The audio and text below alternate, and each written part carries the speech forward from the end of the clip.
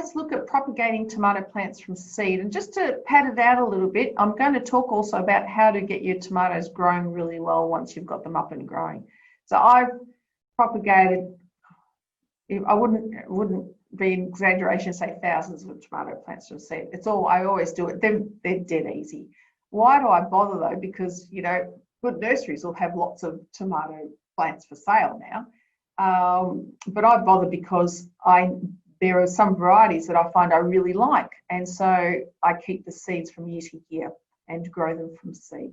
Now, the timing is really important. That's what I'm going to talk about, as well as where to get your seeds and choosing which varieties, providing the right conditions for germination, how to get your seedlings to continue to grow well, and how to also make more plants from one, taking cuttings from them, getting some soil prep happening, and then a little bit on saving seeds. So I'm going to whiz through those and then take some answers at the end. Now, the timing, and here is this year's calendar. I was saying to Barb before, it's the year that we might need to wipe off the calendar because of how topsy-turvy it's been, but let's talk about tomatoes and let's save it that way. So when you're going to put your tomatoes in the soil or in a pot ready to continue to grow, we're looking at, you know, the last fortnight of October, really depending on conditions and how warm it is, but usually the last week of October or second last week. That's when the seedlings go into the prepared soil. To get my seeds happening though, I look at the last week of August, knowing that it takes 6 to 8 weeks to get from seed to a viable seedling stage to get it in the soil. So that's why we're doing this now, for you to get yourselves prepared in time. So choosing which seeds. Are you going to go for varieties which are called determinate? Determinate means that they grow to a certain height, usually about 60 centimetres or so, and then they flower and then they fruit, or indeterminate. The indeterminate, I'll explain in a sec. Good thing about determinate ones, they are low growing. You don't need to have stakes, so there's nothing you need to do. You put them in, they grow, they do themselves. They're self-supporting and they grow to full size and so on. They are the easiest options for pots because of the lack of need for staking and so on. And it's not just cherry tomatoes that grow as determinates, you can also get full-size tomatoes as well. Now, indeterminate ones, they can grow from that 60 centimetres to 2.5 metres. They're almost climbing tomatoes in that case. So you do need to have some sort of staking or some sort of support for them. The beauty of these is that they grow and they'll be flowering and they're fruiting at the same time while they're still growing and still flowering and still fruiting. So the season for them is a lot bigger. You can see why farmers prefer determinate varieties, because they will all fruit at the same time, you pick them all at the same time, you get rid of your plants, start again. Whereas indeterminate are probably better for home gardeners because you're getting tomatoes grown over a much longer period. You can get cherry varieties as indeterminates as well as all the other ones. Not that easy for pots, but I'm going to show you how you can get around putting these in pots instead. So here is a determinate variety. It's called Tiny Tim. Nice, neat, compact little plant. And this is not by me, by the way. This is by an old colleague of mine from Deep Green Permaculture. Have a look what he's done to grow the climbing ones. So he's got his pot down the bottom. That's called a Green Smart pot. It's a self-watering pot. So it's got water at the base and then the soil over the top. And have a look what he's done. He's created some sort of frame. He's gone all the whole way here with chains at the top, and he's got string there, and he will train them to grow up these strings here. And that's one way you can get indeterminate or the tall ones to grow in pots. A fair bit of work though. Just putting stakes in the pots themselves, I find, doesn't work particularly well. So here his frame is external to the pot. Now, choosing your tomatoes. Do you want them small? Do you want them tall? You might also think of when you want to harvest them. Do you want the early cropping ones? And these are the ones you want if you want to brag that you've had tomatoes in, tomatoes ready by Christmas. It's because you've got ones that can harvest early, or the ones that are mid-season, say January, and then late seasons, as late as March and April, they'll still be fruiting for you. So just some examples. This is by no means all of them, but an early cropper that I grow is called Stupis, and someone told me about it and I grew it, and yes, I did have tomatoes by Christmas growing this one here. It's one that can tolerate the cold a lot better, and that's why it gets going more quickly than the other varieties. My favourite is a mid-season. I love Tigerella tomatoes, absolutely love them. Probably the size of a sort of large apricot, stripes, and deliciously sweet.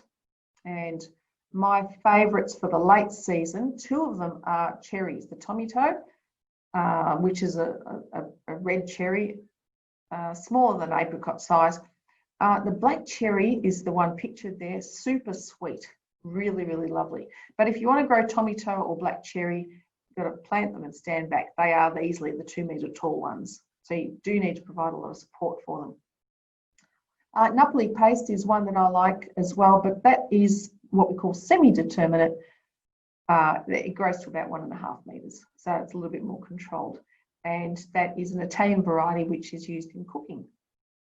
So you might look at, well, what do I want to use the tomato for?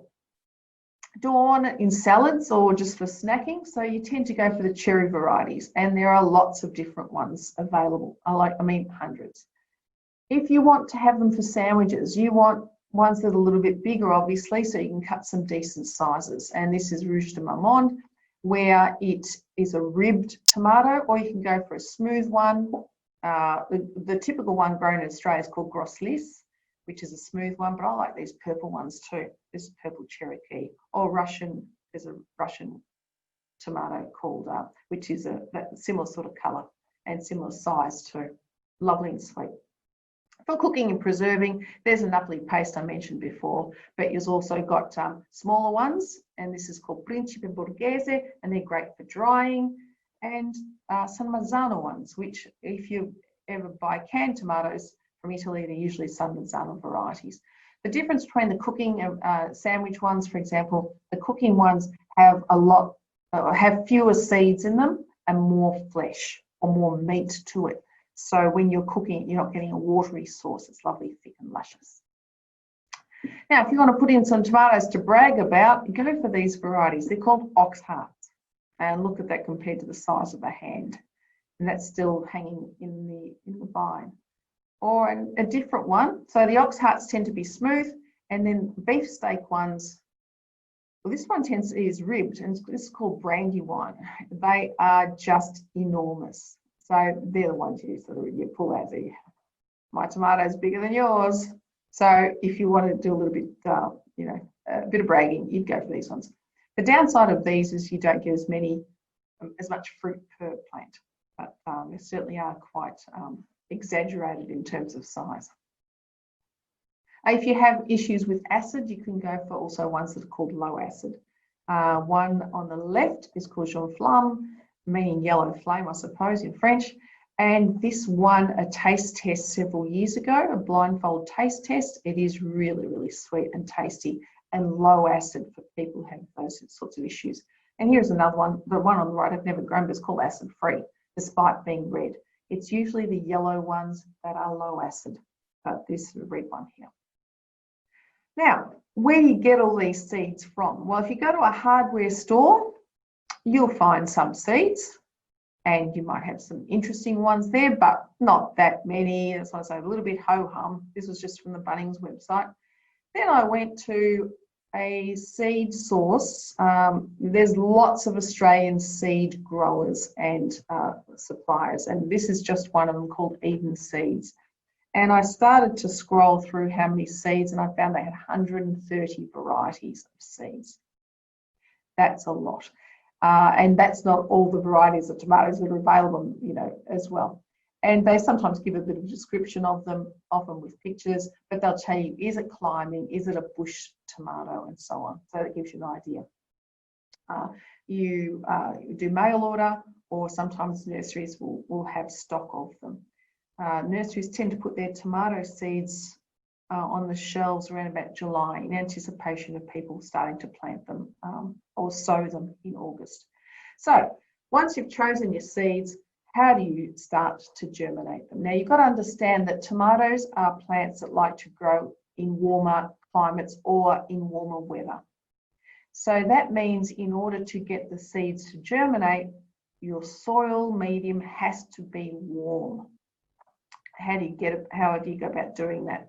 Well, you think, well, I've got a sunny windowsill, but I put it to you, that sunny windowsill has to be warm 24 hours a day, and it's not going to be. So we need to provide consistent bottom heat. So not under a heater, not near a heater. The heat has to come from the bottom, and it'll permeate right through your soil growing medium. And I'll show you what the ones I've got there. You also need to keep constant moisture, because if those seeds dry out, or if that soil dries out, those seeds will not germinate. And sometimes just popping them into a clear plastic bag helps that any moisture that evaporates just helps to keep it within the bag itself, and so it's lovely, nice, warm, moist, humid conditions. All right, so heat sources for seed raising. If you don't want to go all out and buy something, I'll show you what they look like later. If you've got an electric hot water unit inside, I used to many years ago, and that was great because the top of that hot water unit is always constantly warm. Not super hot, but a little bit warm, so you can sit your seedling trays on there. Now, if you don't have that, you've probably got top of the fridge. If there's a little bit of space there, that's a few degrees warmer than air temperature. You can sit your punnets inside a bag and sit them on top of the fridge. If you are a keen composter, this is me looking inside my compost bin, so looking from the top inside. So what I tend to do is fire up my compost, and that means putting in something which is high nitrogen. And for me, it's a matter of going to the local cafe and asking for a bag of coffee grounds. Put that bag of coffee grounds in there, mix it in a little bit, and within a day or so, the temperature of your compost heap will have risen quite a few degrees. So then I put my seedlings in either punnets enclosed in a plastic bag, or the ones on the bottom there, they are strawberry punnets. And I've got the seed raising mix sitting in there. So putting the lid over the top, and then it just sits on the top of your compost contents. Now, obviously, you can't keep using that compost bin while you've got your seeds in there, but just stirring it every now and again releases a bit more heat. How long should it take? Well, I've had them germinate on a nice warm compost in 3 to 5 days. It doesn't take that long at all, as long as the base of that is nice and warm. If that sounds like too much trouble, or if you want to be really keen and grow lots of things from seed, I would strongly recommend you invest in these little units. They're electric heat pads, and the one I've got here is also has a thermostat that you can control the temperature of that soil that's in there. That's one, and you buy the lid separately. It probably cost me about $120, but several years ago. But I've raised thousands of seeds through here, so it's paid for itself many, many times over. A little bit less expensive is this one that I saw at a nursery. It's just the mat. It won't have a thermostat, but you will plug it in, and acting like a little bit of electric blanket, it will warm the soil from the bottom up. And it does, as it says there, it increases the success rate of seedlings and cuttings too, if you do cuttings. So if you want to really get into sowing seeds, well worth the investment. I only tend to use them, August, September, October, and then it gets put away the rest of the year. But it certainly gets a workout during those months. All right, so the things I had mine in are these things called Jiffy pellets. And they, at this particular nursery, Bulleen Art and Garden, you can buy them individually. They're 20 cents each. And this is what they look like. On the left is the Jiffy pellet. On the right is the Jiffy pellet that has been sitting in a bit of warm water, and it swells up to that size in about 10 minutes. It's a mixture of coconut fibre or coir with a little bit of fertiliser in there as well. The coating of it is a plastic, unfortunately, but it swells up with the Jiffy pellet, and it helps to keep obviously the contents, the coir fibre, all enclosed. So it's a lovely, easy, mess-free version of soil, basically. And we can keep the seeds growing in there until we see roots starting to come out from the sides or from the bottom, because the roots make their way through quite easily, and then they would need to be potted up. So here are, after I've had them on my heat mat or in the compost bin, here are the tiny seedlings emerging. Notice I've got, in the one on the left, there's 3 seedlings coming up, the one on the right, there are 2. I always plant more than 1 seed. Now, in these Jiffy pellets or even in soil media, all you need to do is get your seed, put it on top, and then just lightly cover it. You don't bury it. We always plant seeds 1 to 2 times the depth of the size of the seed itself. Don't plant it too deeply. But as soon as you see that starting to come through, they need to see sunlight. So I've just got these in my laundry, but as soon as the seedlings emerge, they need to see sunlight. And so what I do is I put them into a strawberry punnet like that, and then I'll show you the contraption I use outside. If you don't do that, if you leave them inside, this is what happens. Those seedlings elongate like that. The stem gets very long, and you might think, yay, they're getting really big, but no, they're not. The stem's really quite weak at this point. So we want to get them to that stage. Now, do I keep those 2 growing all the time? No. I'll leave them a couple of weeks and I'll see which one tends to be the stronger one, and I will cut the weaker one. We only want 1 tomato plant growing per Jiffy pellet. We can't have more than 1, because those plants get they get huge. Tomato plants get enormous. So we just want 1 to develop. But I always plant 2 or 3 as insurance in case 1 doesn't germinate. Right, so this is what I've got when it goes outside. It's just something, again, I bought it online, but often Aldi will have them. It's just a metal frame, then it has clear plastic cover that you can zip up to keep it nice and warm, or lift up the plastic, the door at the front. It's a greenhouse, basically, just a mini greenhouse. And this gets a lot of morning sun, but nothing in the afternoon.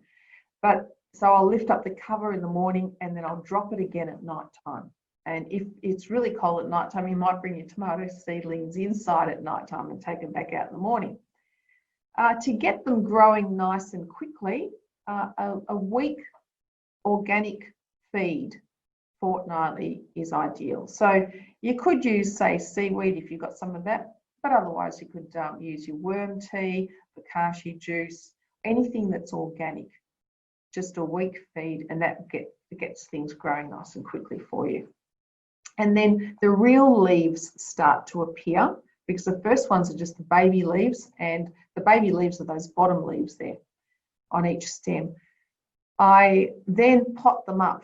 So roots have started to appear out of those Jiffy pellets, but if you're just doing it in a punnet, you're waiting to see these leaves appear, then you'd separate them and put them in individual pots to continue to develop with potty mix or potty mix and compost mix in there.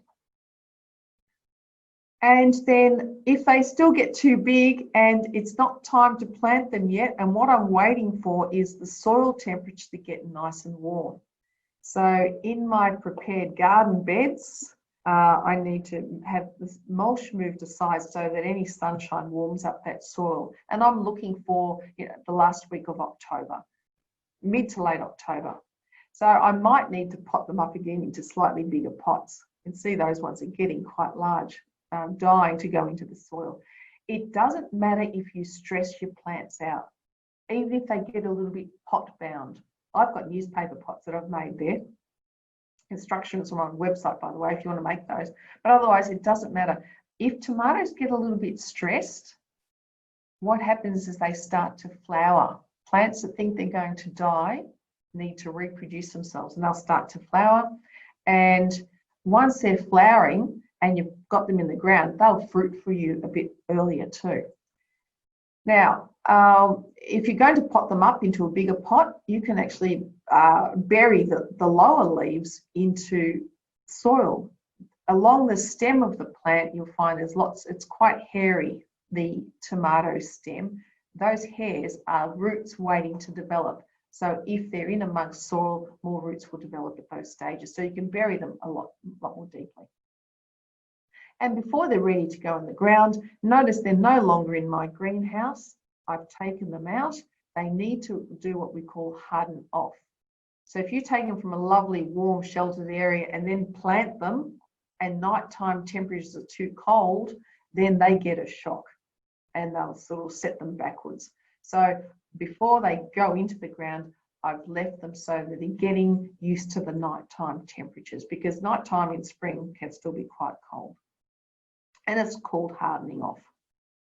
If you want to promote flowering before they go into the ground, which is not a bad idea, you'll need some potash. Potash fertiliser is what is used to promote flowering. A pinch of potash and water it in just once, and then once they go in the ground you can do that again. Even throughout the season you can be adding potash to your soil around the tomatoes every 6 weeks or so. Put a reminder on your calendar. At this point, okay, you need to start preparing your soil. So that's not right now, I'm talking about later on. So around about, say, September. If you're talking about ideal soil preparation, this is what I would be doing. I add lime to the soil if it hasn't been limed in the past 2 years. The reason for this is lime, which is calcium carbonate, I think. It's the calcium in the lime which helps harden the skin of the tomatoes and also increases the way that the water is taken up by the tomato plant, and it prevents this condition called blossom end rot. If you've had blossom end rot, you'll know what it looks like.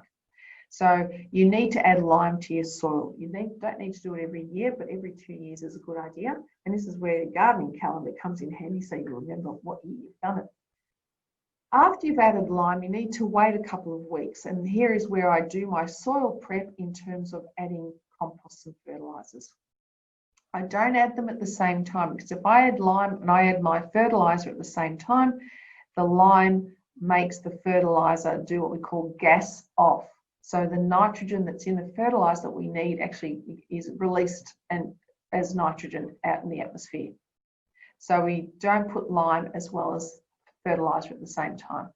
So what I do is I'll always add compost or some sort of organic matter to make up for the fact that I've removed my winter veggies and now I'm going to put something back in. So I'm saying thank you to the soil, add some compost. And also because tomatoes are heavy feeders, I add some sort of organic pelletized fertiliser. Could be something called dynamic lifter, rooster booster, organic extra. You're looking at the smelly pelletized fertiliser. It's a mixture of lots of different manures basically. And if you have any, you can be adding stuff called rock dust. Rock dust is a long-term, a slow release version of, say, sea salt. Sea salt provides lots of trace elements. Rock dust does the same, except it just leaches them into your soil over a long period. So rock dust I'll add every 6 months to my soil, just prior to planting. So that's a fair bit of soil prep. Now we want that to happen ideally a month. You start to do it a month before you're going to put your tomatoes in. Now if you've already got your winter veggies in, you might have to rush this a bit, but just try not to put your lime in your soil at the same time as your organic fertiliser. And that's what the fertiliser looks like, as well as the rock dust there too. And then wait 2 weeks and then go on a banana eating frenzy and keep all the banana peels, because bananas contain a lot of potassium, which is potash in effect. So what I like to do is put some banana peels in the soil underneath where I'm going to be planting the tomatoes. That's just adding an organic way of adding potash to your soil. Not strictly necessary, you can just use powdered potash, but if you've got lots of banana peels, keep them for that purpose. Or there's the potash instead. So prep your soil well, really important to do that, and then we plant our tomatoes. And I'll show you how to plant them now. So there's my tomato waiting to go in the soil. It's in my little newspaper pot. I want to try and bury it so that some of those lower leaves are covered, so that the rest of the stem can put on lots of roots. So that's before and there's after. You notice I've buried most of that tomato in the ground. Now, if you can't dig that deep to do that, you can tip your plant on the side and bury it sideways, plant it sideways, just leaving the top layer of leaves visible. Trust me, it works. New roots will grow. New roots means stronger plants. And then lastly, if you want to get new plants from your seedlings. Now, I knew this could be done, but last year I tried it myself. So what I did is the plants have started to grow. So it's a few weeks into the season after they've been in. So it could be early December, let's say. And you notice that you've got the main stem, which is the upright vertical. Then you've got a horizontal one, and then you've got a middle one in between the horizontal branch and the upright stem, and they're called laterals. Those laterals, if you keep them there, they will continue to grow into branches, but you're going to get a very bushy tomato plant. So sometimes it's probably a good idea to take them out. But what I did last year is I took the laterals out, and then I buried them I put them into potting mix, and a few weeks later, I had new roots growing. It was a whole new plant. Look at that, just from that lateral that was there. And so I've got some new plants from my seedlings. And because they went in the soil a little bit later, they fruited a little bit later too. So that's another way of extending the season for me. It was a really fun thing to do. I always get excited when cuttings take root. And then at the end of the season, you need to save seeds. You choose your favourite tomato, you cover it and let it ripen as long as possible on the vine, and let's just squeeze it out onto some paper towel, label which tomato it was, date the label as well, so you know which one's oldest and which ones aren't, and dry it out completely before you put it away. And repeat the process next year. Okay, we've got about 10 minutes, Barb. We've got any questions? Well, we've only got the one question, Maria, actually. So yeah, I think you've covered everything pretty well. So the only question we've got is, in the July Gardening Australia magazine, they recommended to start your seeds in July to get a good head start. Oh yeah, you could do that too. Yeah, yep. Yeah. And then they'll be nice and big and ready. Definitely. I just wouldn't be planting them in the soil until the soil's warmed up, because they'll just sit there. And if plants sit there and aren't actively growing, they're more prone to pest diseases and so on. Yeah, so yeah, absolutely, get them ready. But yeah, I'd sort of write mid to late July. Mid to late. Yeah. We've got another question. What do you do to prevent Queensland fruit fly? Now, I think Gardens for Harvest have got some information out about this. It's on the Facebook page, and maybe Lisa tonight, because she's presenting from the Ranges, she might want to include something on that, on the fruit fly.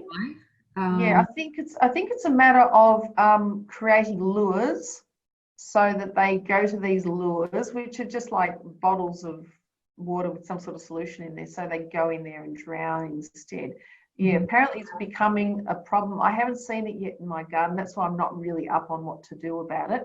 But I should read up well on it. So sorry, I can't answer. But yeah, Gardens for Harvest, I don't know, have put out something about it. Yeah, it's on the Facebook Victoria. So yeah, so just check out that Facebook page. Now I get so many self-seeded tomato plants that grow out of my compost at all times of the year. Should I let some of them grow? Will they bear fruit? Yeah, they will. However, just be careful, because if they're probably from store-bought tomatoes. Now, some of those store-bought ones may have been hybridized. So all of their seeds that I'm talking about here are heirloom varieties. They grow what we say true to type. So you can keep growing from seed year after year. The hybrid varieties might not. And last year was a case in point at my place. My son brought home some tomatoes, said, these are absolutely delicious. Can you grow some next year? So I saved the seed, and I took a photo of the tomatoes as well. I saved the seed. I grew them the next year, and they weren't anything like the tomato that he brought home. So it was obviously hybrid tomato, and I got either the mother or the father. variety rather than the child variety, which is what I was after.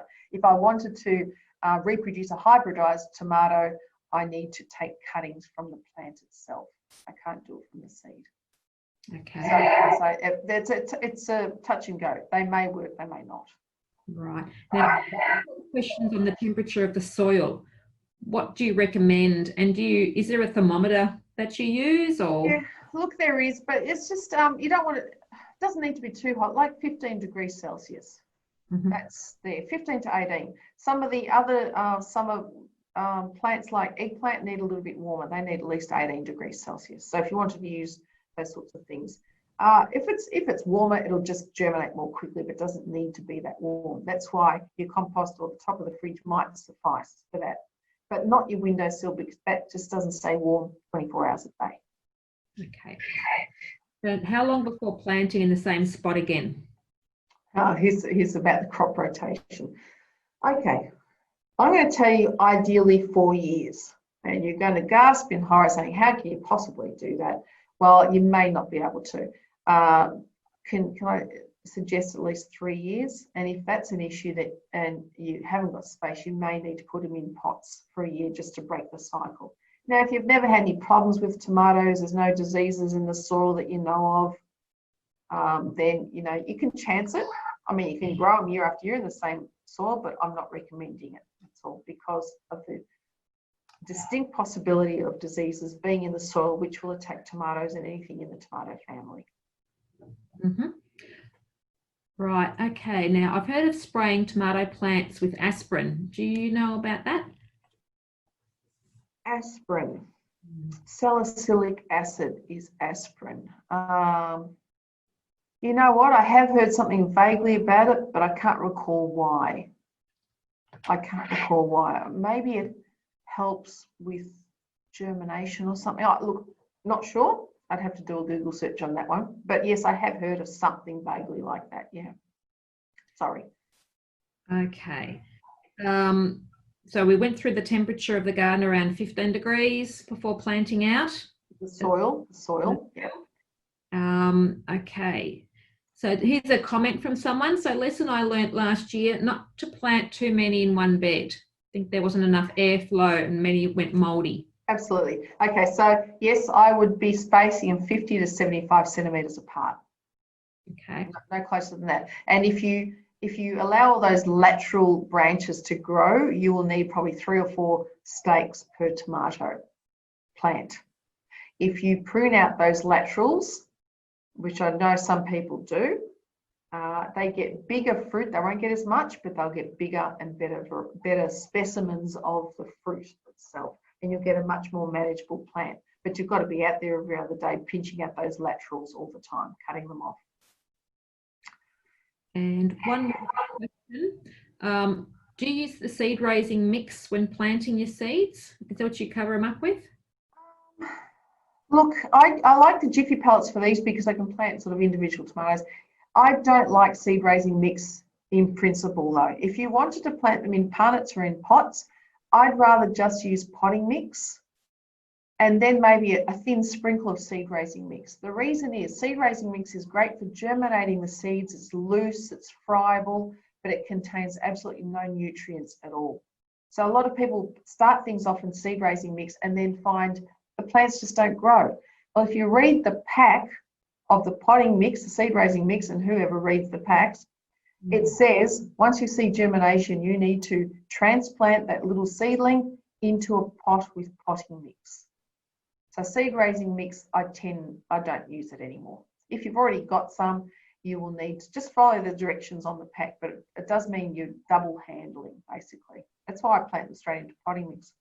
Just get rid of the big lumps of potting mix, and it works quite well. And I think one question, big bushy plants. This lady had to thin them out last year to get the fruit to ripen. Is there a better approach than waiting until they get too bushy? You just got to watch what you've fertilised it with, and you may have had too much, say, chicken manure in your soil, which is high in nitrogen. It promotes bushy growth. I would probably remember to put potash at planting time, and then 6 weeks later, a pinch of potash, water it in well. That'll promote the flowering. And then yes, you can prune out those laterals, those stems that sort of at 45 degrees, or the diagonal stems. Just pinch them out, get rid of them, and that will keep your plants more controllable. Now, we don't need the sun touching the plants to ripen them, but the air needs to be warm. And you need good airflow, otherwise, yes, you will get fungal diseases too. Okay. So, look, I think we've come to the end of the session.